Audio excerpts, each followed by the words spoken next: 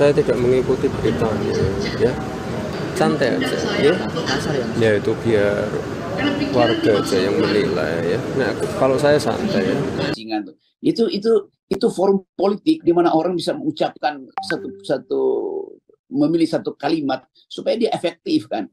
Pengamat politik Rocky Gerung disebut menghina Presiden Joko Widodo menggunakan kata-kata tidak etis dan dianggap telah menimbulkan kegaduhan hingga dilaporkan ke polisi.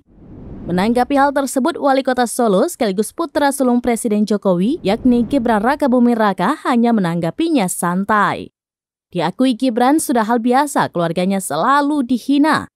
Terlebih lagi mendekati pesta demokrasi 5 tahunan atau pemilihan umum 2024. Mengenai pelaporan Rocky Gerung itu, Gibran tidak ingin menanggapi lebih jauh dan memilih menyerahkan penilaian itu kepada masyarakat. Adapun Polda Metro Jaya diketahui telah menerima laporan terhadap Rocky atas dugaan penghinaan terhadap Presiden Jokowi. Dalam hal ini, pihak kepolisian diketahui sudah memeriksa 3 orang, yakni pelapor dan 2 saksinya untuk mengusut kasus tersebut. Sekretaris Jenderal atau Sekjen PDI Perjuangan atau PDIP, Hasto Kristianto mengungkapkan PDIP mengutuk keras pernyataan Rocky mengenai Presiden Jokowi karena menggunakan kata-kata tidak pantas, di mana hal tersebut menyerang martabat dan kehormatan Presiden Jokowi sebagai kepala negara, kepala pemerintahan, dan sebagai warga negara Indonesia. Saya tidak mengikuti beritanya, ya.